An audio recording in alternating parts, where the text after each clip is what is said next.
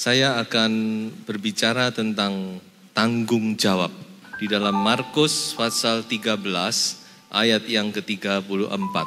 Dan halnya sama seperti seorang yang bepergian yang meninggalkan rumahnya dan menyerahkan tanggung jawab kepada hamba-hambanya masing-masing dengan tugasnya.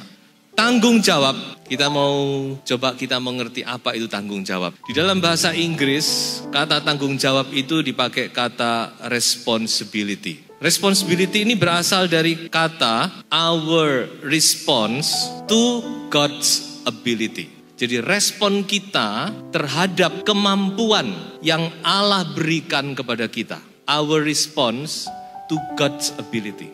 Dari kata itu timbul kata responsibility.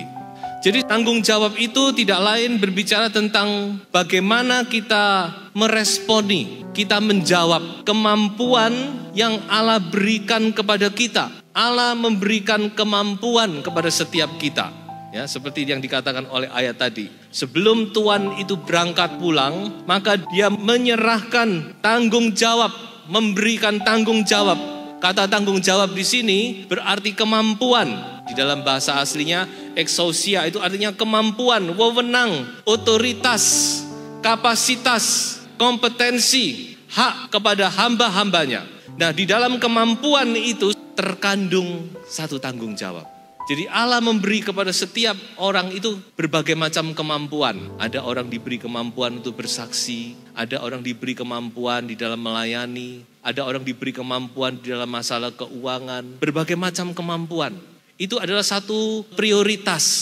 Tetapi kita harus ingat bahwa di dalam pemberian Allah itu terkandung satu tanggung jawab. Satu kali kita akan ditanya oleh Tuhan bagaimana kita memakai pemberian-pemberian itu, saudara. Bagaimana kita memakai kemampuan yang Allah berikan itu.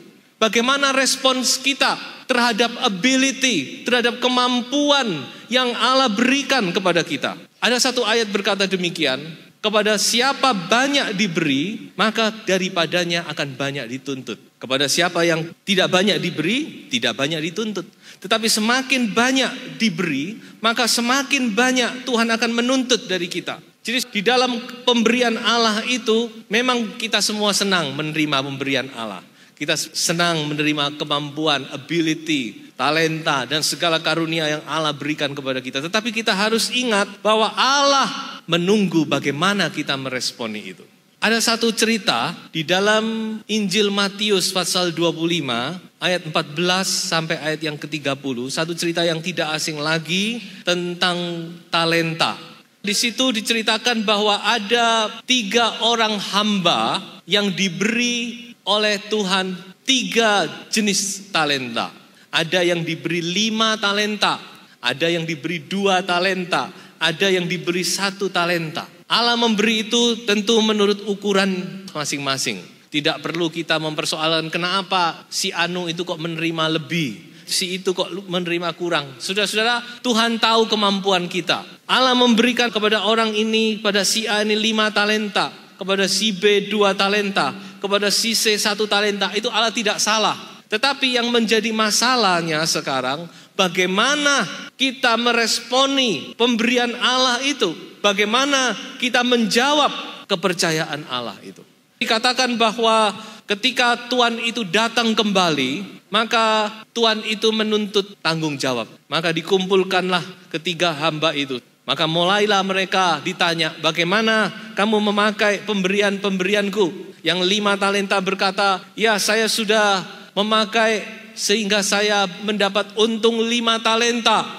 Bagus, 5 dapat untung 5. Ya masuk akal, bagus, pinter kamu. Lalu kepada yang kedua ditanya, bagaimana sekarang dengan kamu? Saya juga berusaha, bekerja, dan saya juga mendapat untung 2 talenta. Bagus. Coba saudara perhatikan. Tuhan tidak menuntut yang 2. Kamu kenapa kok 2? Kok tidak 5? Tidak. Tuhan tahu dia mempunyai 2 talenta. Dia bekerja mendapat 2 talenta. Itu sudah bagus. Itu 100%. Ini masuk akal. Bagus kamu. Lalu sekarang kepada yang ketiga. Sekarang bagaimana dengan kamu? Coba kita lihat jawaban daripada yang ketiga ini. Menarik sekali saudara. Di dalam Matius pasal 25. Kita baca mulai ayat yang ke-24. Kini datanglah juga hamba yang menerima 1 talenta itu dan berkata, Tuan, aku tahu bahwa Tuan adalah manusia yang kejam, yang menuai di tempat di mana Tuan tidak menabur dan yang memungut dari tempat di mana Tuan tidak menanam. Karena itu aku takut dan pergi menyembunyikan talenta Tuan itu di dalam tanah. Ini terimalah kepunyaan Tuan. Wah, dia pikir dia sudah berbuat baik. Talentanya yang 1 utuh, tidak hilang, gak kalong, masih tetap. Dia kembalikan itu kepada Tuan. Lalu bagaimana jawab tuannya? Maka jawab tuannya itu, hai kamu hamba yang jahat dan malas.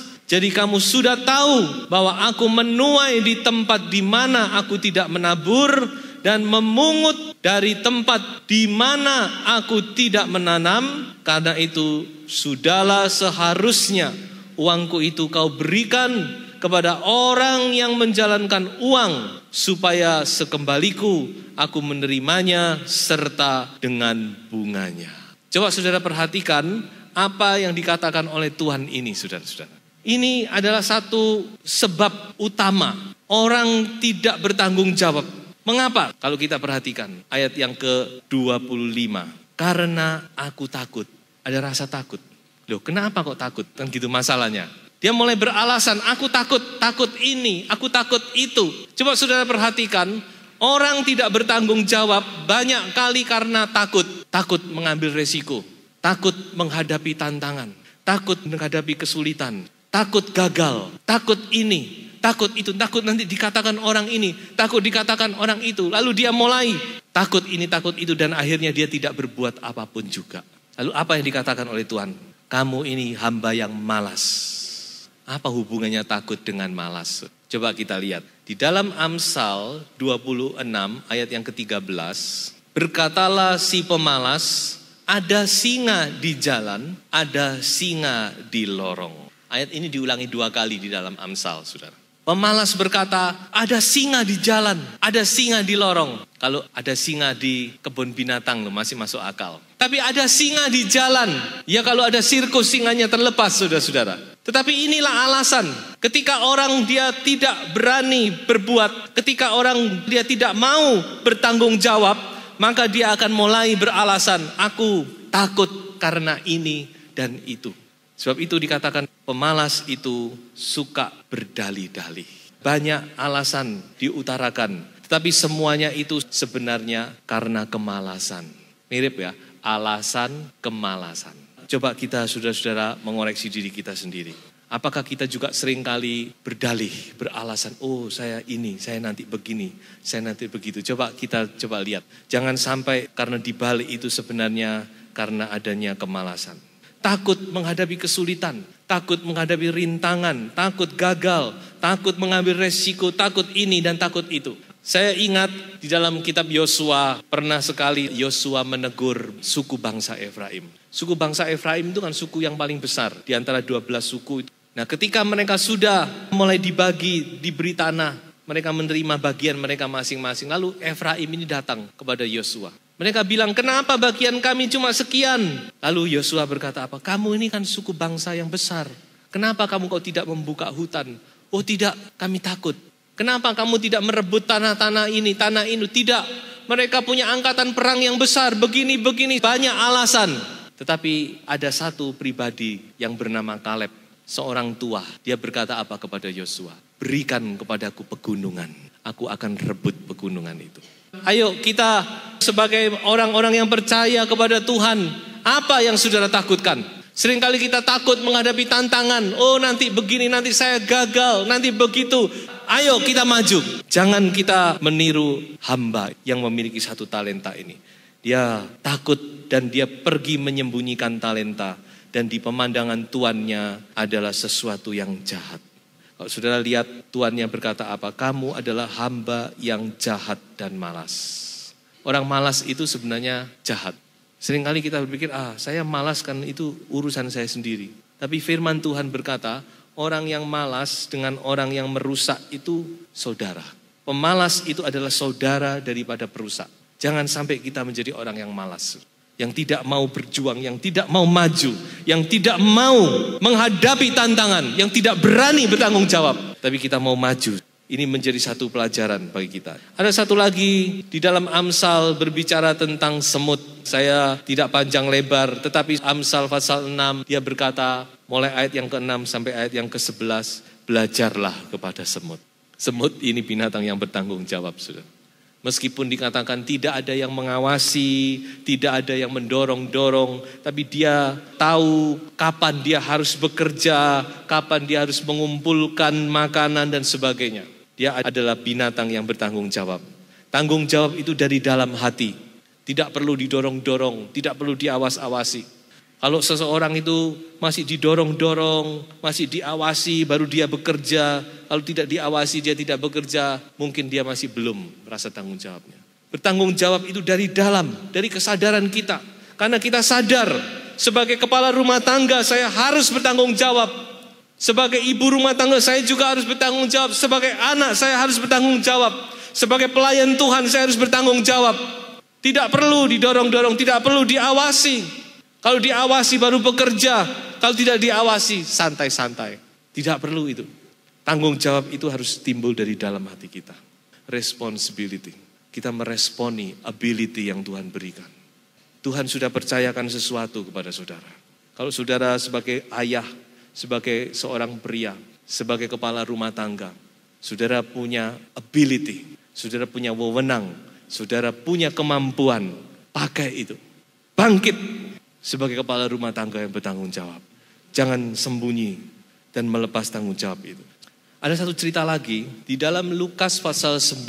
Sebenarnya ini cerita yang biasa kita dengar. Tentang mulai ayat 10 sampai ayat yang ke-17. Yaitu tentang Tuhan Yesus memberi makan 5.000 orang. Tapi di sini ada beberapa hal yang menarik perhatian saya. Coba kita baca saja mulai ayat 10. Kita baca dulu, sekembalinya rasul-rasul itu menceritakan kepada Yesus apa yang telah mereka kerjakan. Lalu Yesus membawa mereka dan menyingkir ke sebuah kota yang bernama Betsaida. Sehingga hanya mereka saja bersama dengan dia. Akan tetapi orang banyak mengetahuinya, lalu mengikuti dia. Ia menerima mereka dan berkata-kata kepada mereka tentang kerajaan Allah. Dan ia menyembuhkan orang-orang yang memerlukan penyembuhan. Perhatikan ayat 12. Pada waktu hari mulai malam, datanglah ke-12 muridnya kepadanya dan berkata, suruhlah orang banyak itu pergi, supaya mereka pergi ke desa-desa dan kampung-kampung sekitar ini untuk mencari tempat penginapan dan makanan. Karena di sini kita berada di tempat yang sunyi. Coba saudara perhatikan perkataan murid-murid ini. Jadi saudara, kita sudah melihat latar belakang dari kisah ini. Tuhan Yesus mau mengasuh beristirahat bersama murid-muridnya.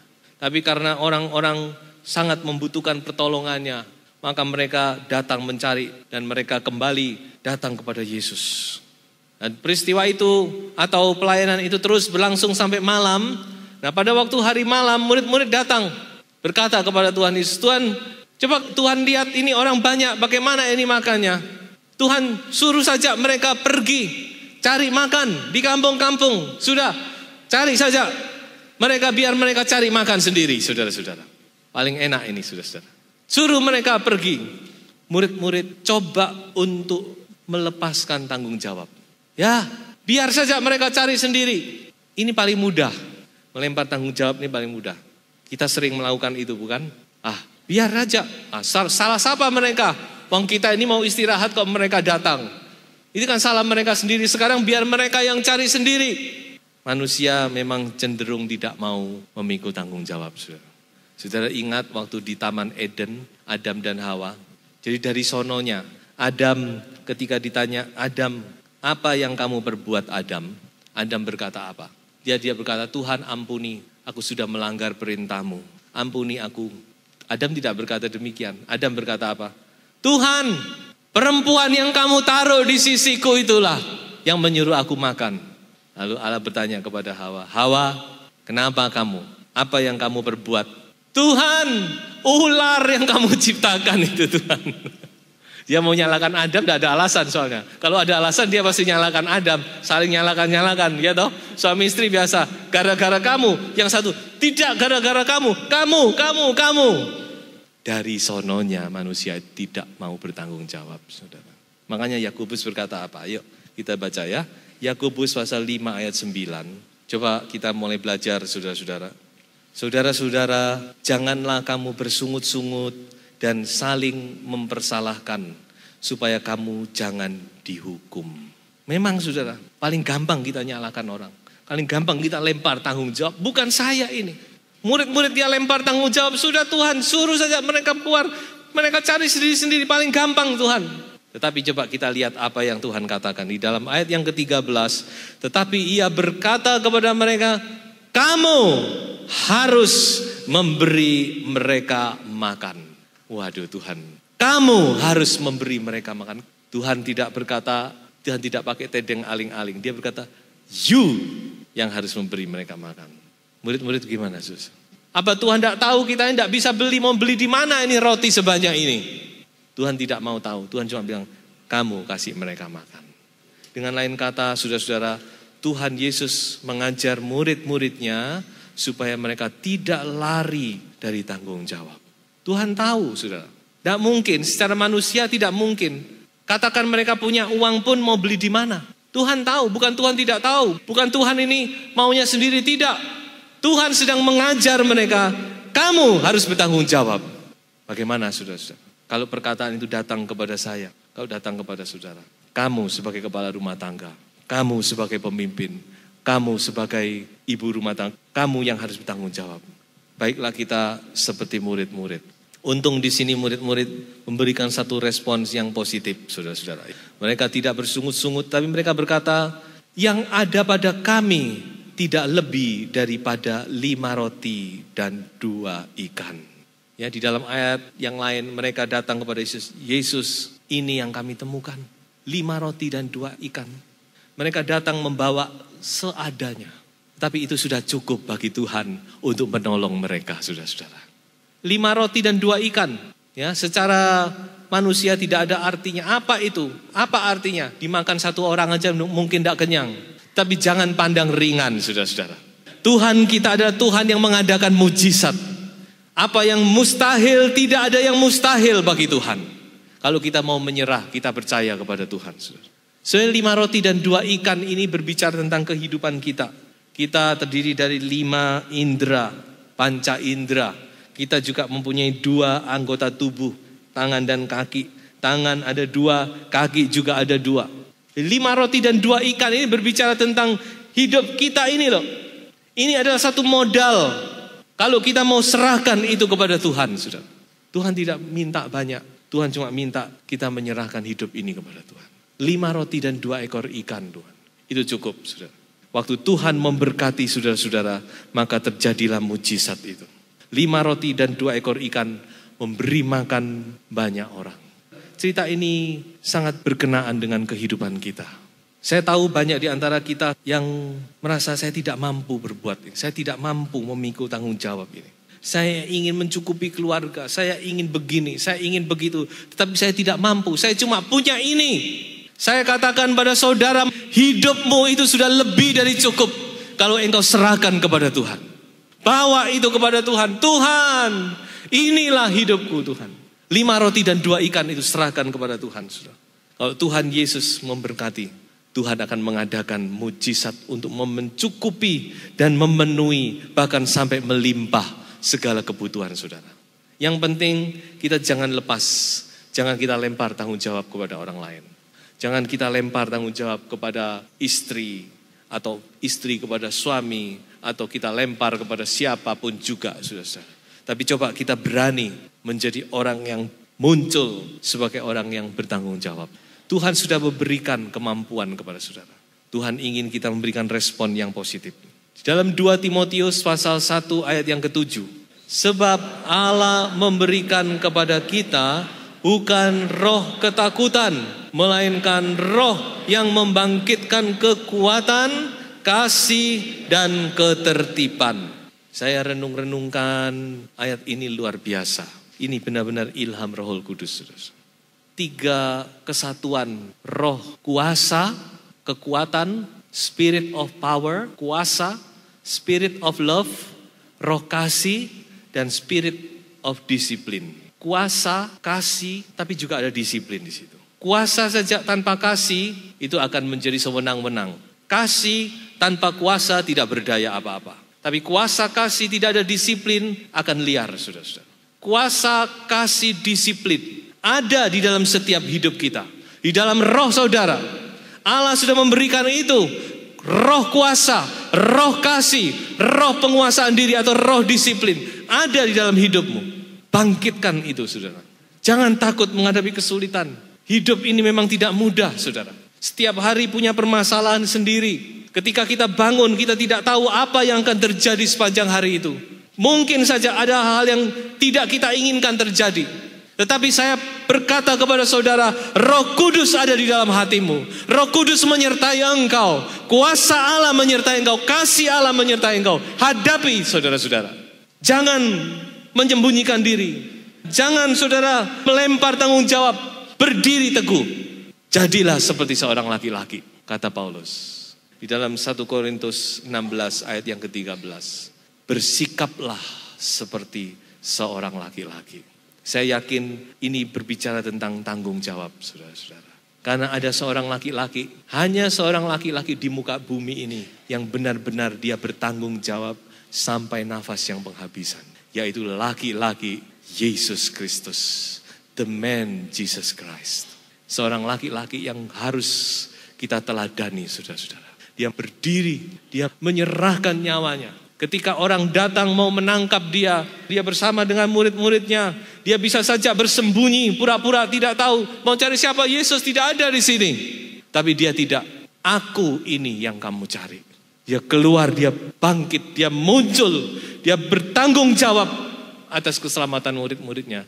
Bahkan atas keselamatan saudara dan saya. Karena laki-laki Yesus Kristus ini, saudara dan saya, kita bisa menikmati kasih Allah. Tidak peduli mungkin saudara seorang wanita. Bukan berarti kalau saudara wanita lalu saudara, saya tidak mau jadi tomboy. Bukan, saudara. Tapi ini berbicara tentang tanggung jawab. Setiap kita punya tanggung jawab masing-masing. Kalau saudara seorang istri, seorang ibu rumah tangga, Tuhan juga menuntut tanggung jawab dari saudara. Terlebih kalau saudara seorang laki-laki, kepala rumah tangga, Tuhan menuntut tanggung jawab dari engkau. Satu kali kita harus berdiri di hadapan tahta Allah untuk memberi pertanggungan jawab terhadap Allah atas diri kita sendiri. Biarlah kita pada waktu itu, Tuhan, ini aku kembalikan talenta itu. Aku sudah mendapatkan talenta lebih. Jangan kita berkata, aku sembunyikan itu Tuhan. Tidak. Kita mau mendengar perkataan Tuhan yang berkata, sabaslah engkau hambaku yang setia. Kita rindu kehidupan kita dibentuk semakin hari semakin serupa dengan Tuhan kita Yesus Kristus.